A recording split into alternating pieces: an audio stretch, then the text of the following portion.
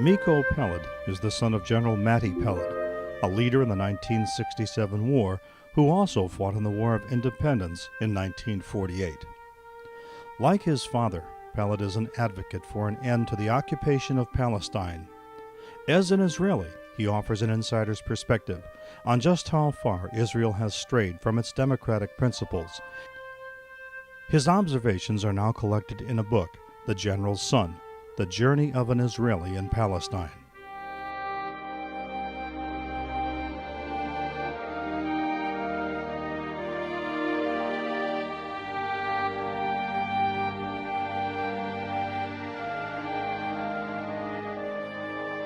I remember I was only a young soldier, maybe 6 months into my service, when we began participating in simple security missions. And I'll read a quote from my book. We began participating in simple security missions that included patrolling the streets of Palestinian towns like Ramallah, the old city of Jerusalem, and remote villages in the West Bank.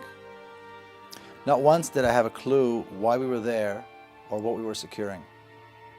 All I ever saw were civilians going about their business. When we were in the more remote areas, we saw nothing but the typical pastoral landscape of the West Bank, the rolling hills, the terraces with grapevines and olive trees. I remember getting prepped once before a patrol in Ramallah. We were given batons and handcuffs. In those days, there was no uprising, there was really no protest to speak of, there was no intifada, and we were a small, highly specialized infantry unit. And I remember thinking to myself, why are we in a city full of civilians? And what are we supposed to do with these batons and handcuffs? Our lieutenant briefed us before we were sent to Ramallah. He said we were to walk up and down the streets, and that if anyone so much as looked at us, we were to beat them, or as he put it, break every bone in their body. This seemed to me to be a pretty extreme thing to say.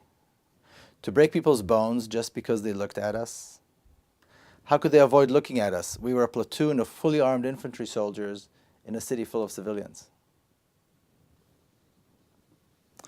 The question is always raised, how is it that Israeli soldiers that are so supposedly educated in a civilian, democratic, pluralistic society, how is it they become so brutal? How is it they're able to execute these orders, and how is it they're able to enforce the occupation on the Palestinian people? I remember a friend saying to me once, having read something that I wrote, "You make them seem like Nazis or something." Well, I don't make them seem like Nazis, and I don't make them seem like anything else. What I do is I describe a situation where these very nice young men and women, or I should say otherwise very nice, educated young men and women, execute the most horrific things against a civilian population that is completely unarmed, that has never had a military, never had an army. I remember reading something that was written by Sharif al-Musa once, where he described it like this: rationalization of the necessity for a Jewish majority in Israel requires the Arabs to be pictured darkly, bent on annihilation of the Jews, and as culturally incapable of forming democratic, pluralistic systems. Add on to that what has recently been published about the Israeli textbooks that are used in Israeli high schools. And again, I quote, "What Israeli children or Israeli kids in high school learn, or what they see in their textbook, is the Arab with a camel in an Alibaba dress. They're described as vile and deviant and criminal, people who don't pay taxes, people who live off the state, people who don't want to develop. The only representation of Palestinians is as refugees, primitive farmers, and terrorists. You never see a Palestinian child or a doctor or a teacher or an engineer, again, in the Israeli textbooks." And this is in stark contrast to what Palestinians really are. Whether in Israel or in other countries, Palestinians have always been very peaceful civil society, hardworking, highly educated people, people with a sense of social and political responsibility, very active, and these qualities, these very positive qualities, have been masked by a campaign that intentionally focuses on the militant minority that is by no means typical or characteristic or represents Palestinians in general. And for decades, the reality is that Palestinian leaders have demonstrated nothing but willingness to reach an agreement and to resolve the Israeli-Palestinian conflict.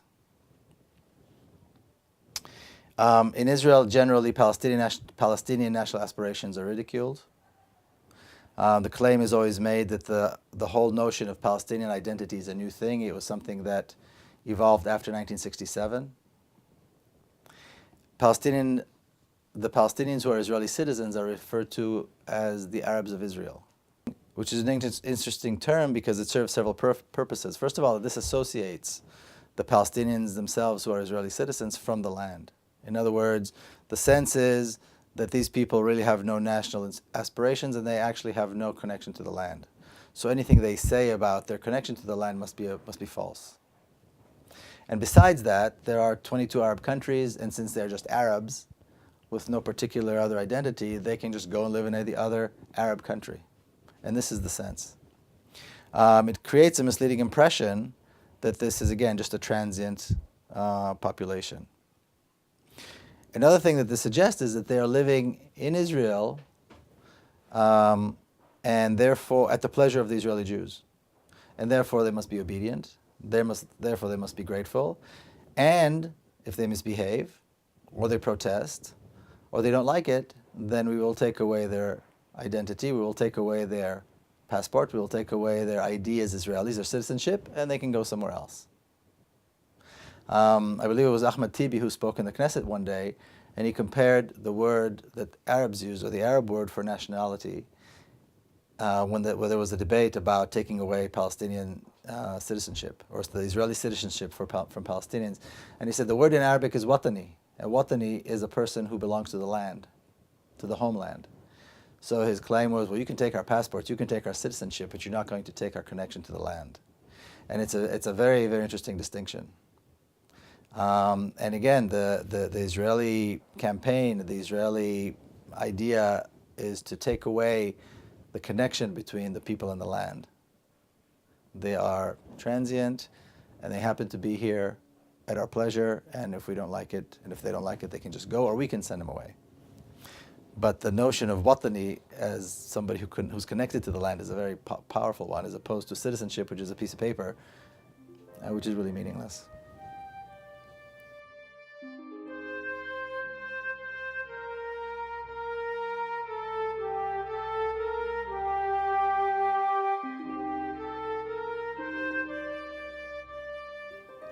An important distinction, I think, to make is to stop calling the domination of Palestine by Israel an occupation. Occupation seems like something that's temporary. But when we look at the Zionist education system, when we look at the way the Zionist state treats the Palestinians, both in the West Bank and Gaza and within Israel, we see that there's a greater picture here. There's something here that's far more reaching than just an occupation. And people are often afraid to use the term ethnic cleansing. But the term ethnic cleansing is really the one thing that describes the process more than anything else, and it's probably fair to say that ethnic cleansing is the process that has been going on since the establishment of the State of Israel, probably a little bit before that, and it is still ongoing today.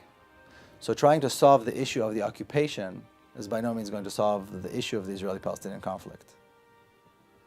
Now, when we look at the process that goes on of settlements in the West Bank, for example, typically Palestinians will be prohibited from entering their own lands. The crops will die. After some time, the Israeli army declares the land state land, since nobody's cultivating the land. And once the state becomes state land, then we can do what we want, and then the settlements are built. Now this is happening in the West Bank now every day, all the time. But this is exactly what happened all over Israel. This is how Israel was established. Palestinians were sent off their land. They were not permitted to return. Their crops died. The land was not cultivated, and Jewish towns and cities and parks and so on were built in their place. So what is happening in the West Bank today is really no different than the process that took place 60 years ago when the State of Israel was established. Now, when we enter into that equation the education system. When we enter into that equation, the treatment of Palestinians who are citizens of other countries, U.S. citizens, who try to come and visit, and the harassment that they have to go through, spending hours at the airport before they're allowed to enter, spending hours at the airport before they leave, and creating an experience that most people would not want to repeat. When we enter into the same equation, again, the rules and the regulations that Palestinians within the West Bank have to go through just to live, just to travel, just to conduct their business, just to get married. The complicated issue of Palestinians who live in Jerusalem, and the issue of their ID and their permits, and where they're permitted to reside and where they're not permitted to reside. And the ongoing attempts by the Israeli authorities to take away the Jerusalem ID from Palestinians who live abroad, so that they will not be able to come back. When you throw all that into the equation, then what you see, again, is an ongoing, consistent campaign of ethnic cleansing. This is not an occupation where we just want to use the land. This is an ethnic cleansing where Israel wants to rid the land of its population and to create a land for the Jews, a country with Jews only, or a vast majority of Jews.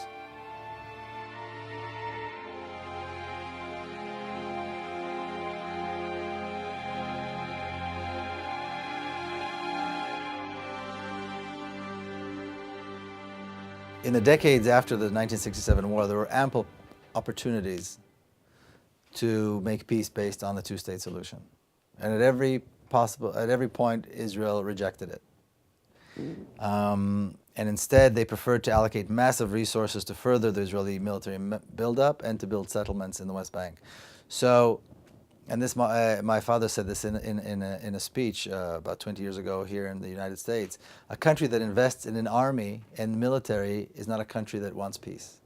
It's very simple, especially when we're talking about billions and billions and billions of dollars, the way Israel invests in its army.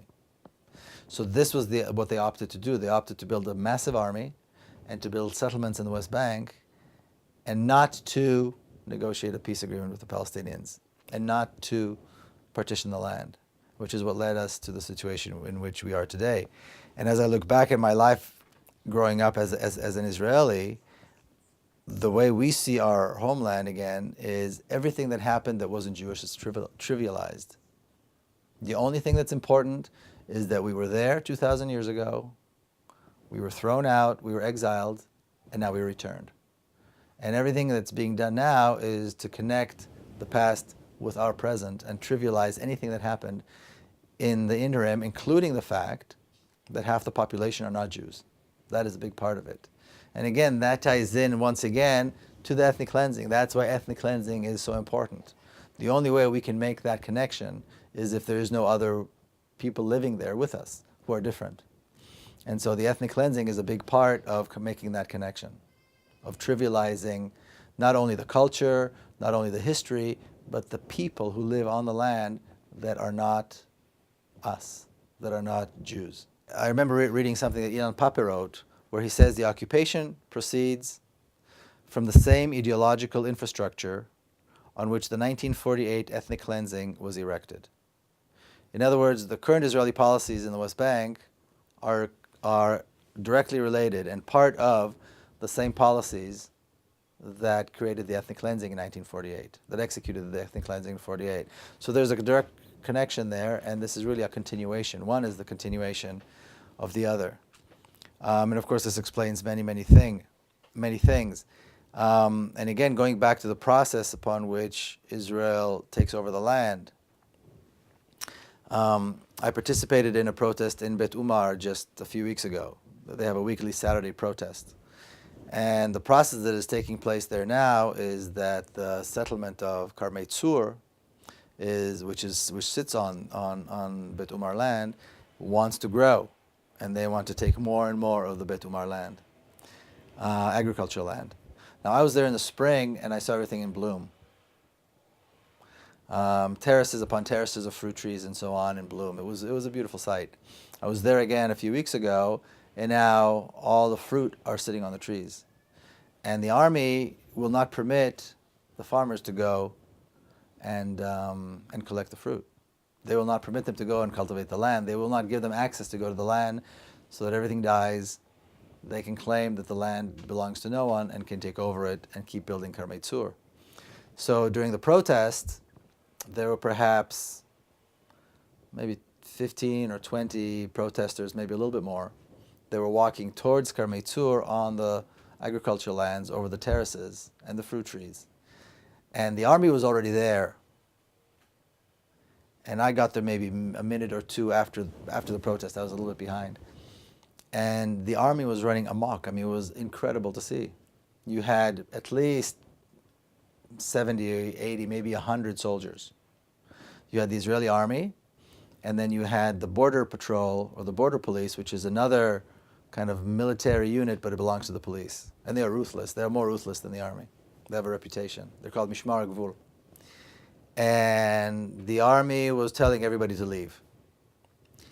And pretty much everybody was turning around to leave, but that wasn't enough. The soldiers went behind everybody and pushed. And you could see people, and this was, there was rocks and shrubs and thorns and everything, on the ground, and the terraces, and they were brutally pushing everybody around.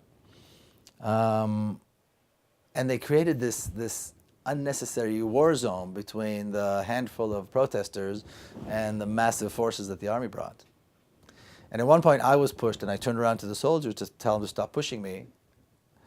And I don't know, seconds later, the major who was in command, he was the deputy brigade commander, showed up in my face, starting shouting and yelling and demanding my ID.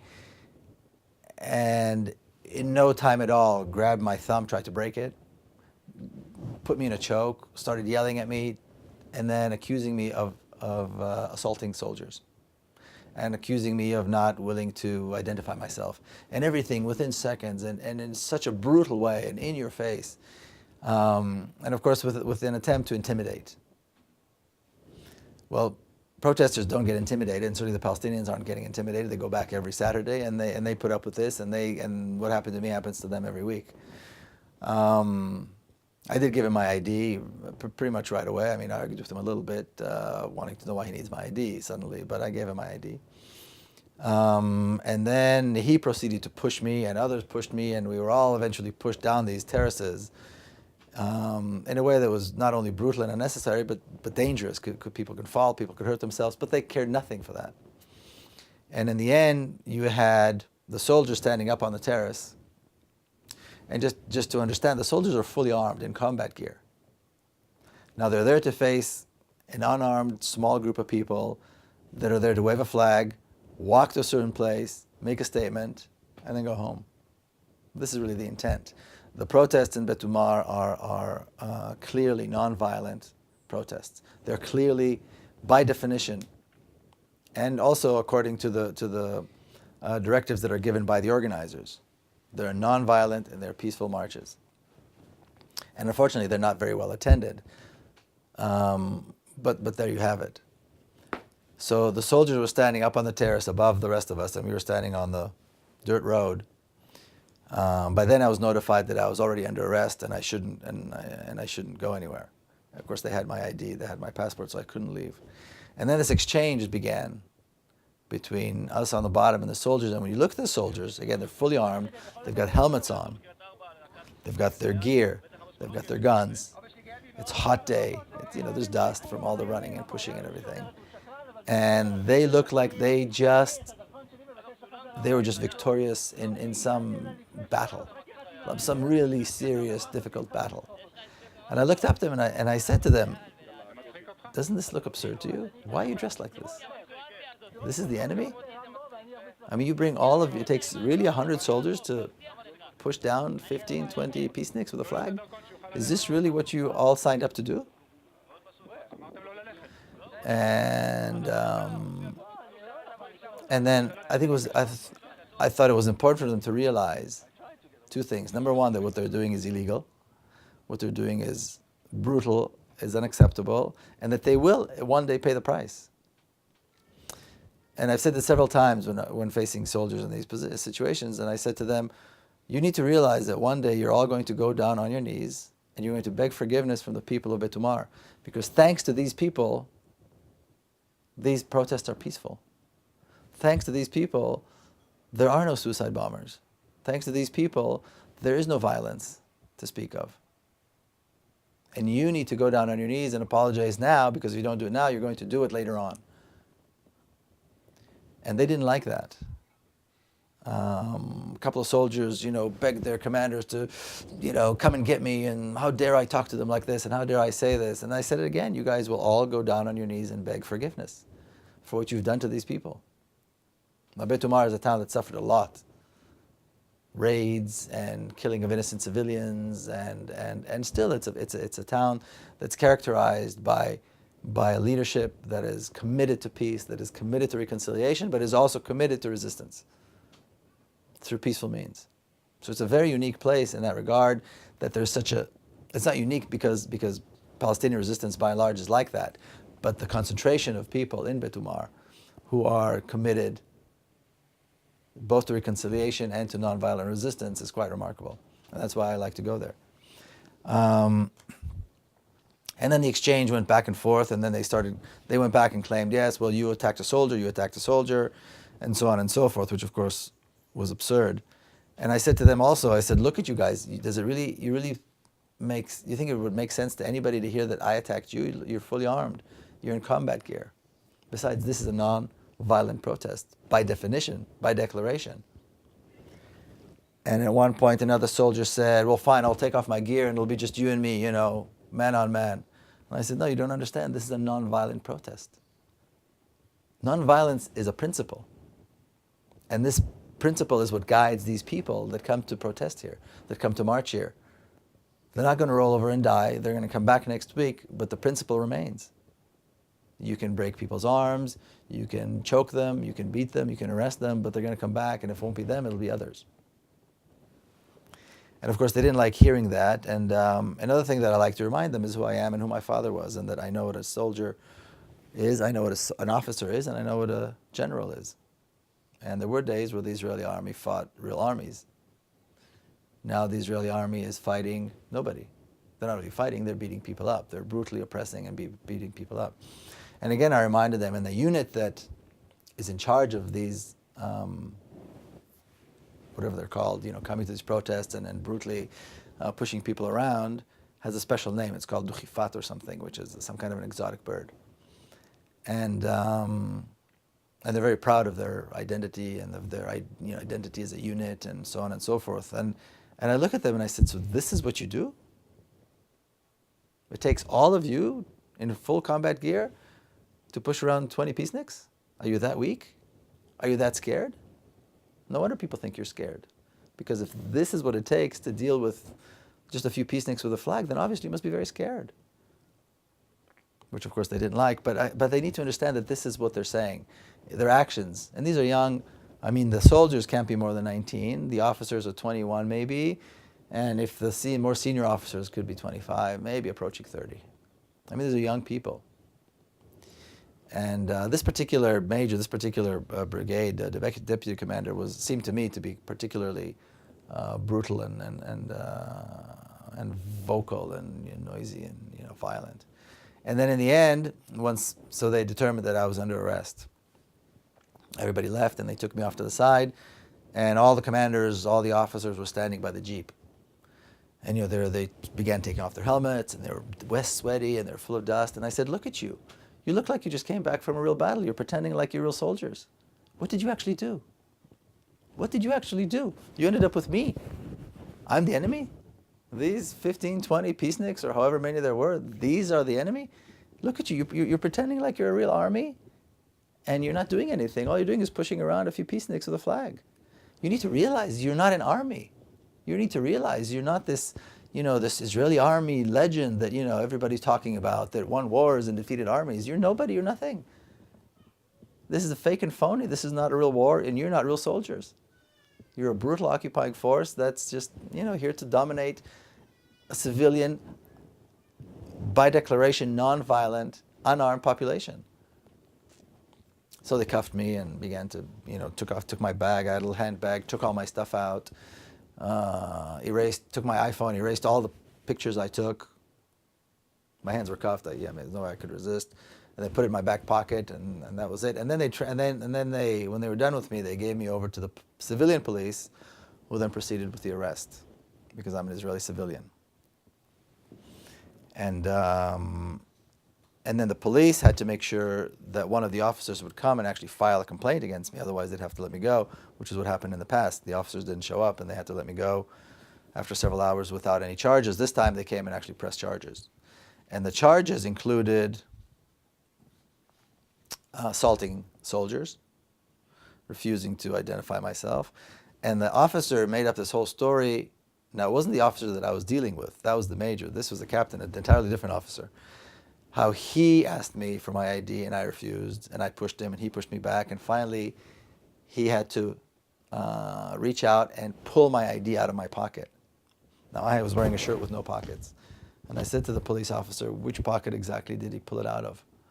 He went behind my back and pulled out my ID was already with his commanding officer by then, by the time I even saw this guy.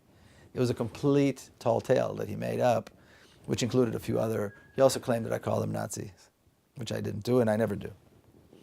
But this is their, lying is part of what they do. Brutally pushing around people who have done nothing wrong is part of what they do.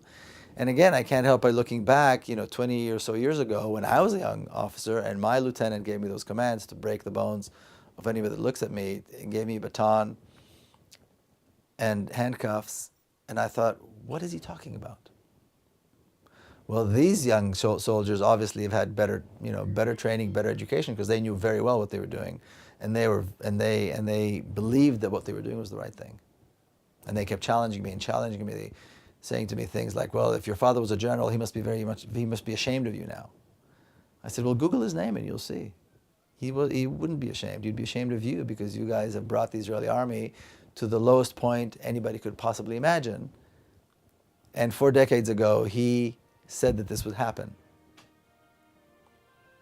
So you are actually living his worst nightmare." And he was one of the founders. He was in the Palmach and so on and so forth. So he's the one upon which, he's the generation upon which the legend of the Israeli army, or the greatness of the Israeli army was built. And now look at you. You're ashamed.